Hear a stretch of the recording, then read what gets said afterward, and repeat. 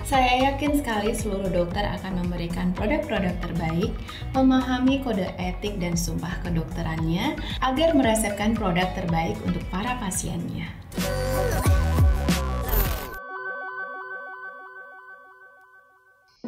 Halo ibu-ibu yang cantik, mbak-mbak dan adik-adik yang kece serta mas-mas yang ganteng.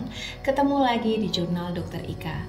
Assalamualaikum warahmatullahi wabarakatuh. Pada kesempatan ini saya ingin membahas mengenai ketergantungan krim dokter. Hal ini yang selalu ditanyakan, bahkan sekarang banyak beauty influencer yang memberikan pendapat mengenai masalah ini.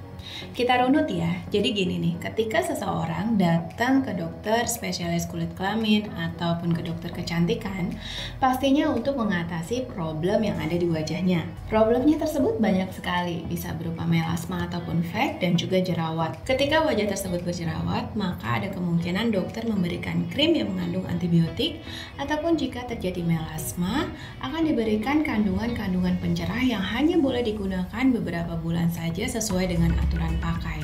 Namanya antibiotik atau krim dalam bentuk obat sudah pasti tidak boleh digunakan secara terus-menerus karena akan berakibat tidak baik untuk kesehatan kulit kita. Saya yakin sekali seluruh dokter akan memberikan produk-produk terbaik, memahami kode etik dan sumpah kedokterannya agar meresepkan produk terbaik untuk para pasiennya. Contohnya pasien dengan masalah jerawat, berobat ke dokter, mematuhi segala aturan makan, kemudian menggunakan krim-krim yang diberikan oleh dokter, hingga sampai sembuh. Namun ketika setelah sembuh, langsung menggunakan produk dengan serial whitening yang berada di luaran ataupun dimanapun, jelas itu pasti akan menimbulkan masalah. Kenapa? Karena kulit yang sensitif berjerawat itu harus sangat hati-hati sekali dalam memilih produk. Jadi jika mau beralih ke produk lain, baiknya sih perlahan-lahan aja supaya pH kulit tidak berubah secara signifikan dan akan menimbulkan masalah baru, misalnya ya jerawat lagi.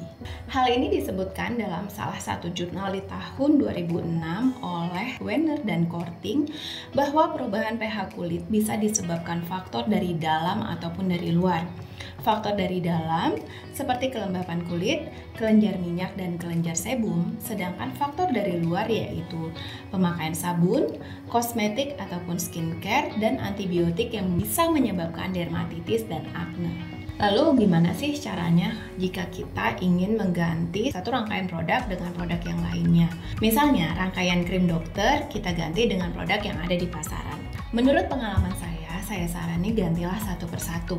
Misalnya dimulai dari sunblock ataupun krim malam dulu. Setelah nyaman, kita bisa lanjutkan dengan menggunakan serum ataupun toner dari rangkaian baru.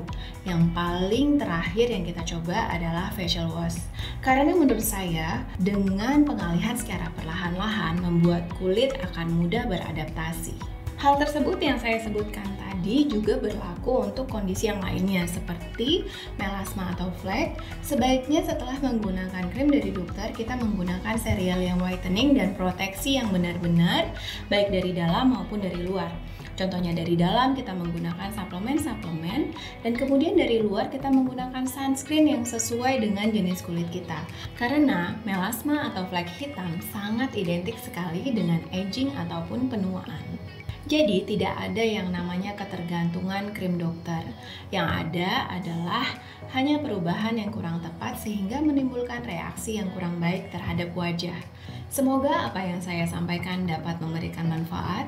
Jangan lupa like, subscribe, dan komen. See you next again in Journal with Dr. Ika.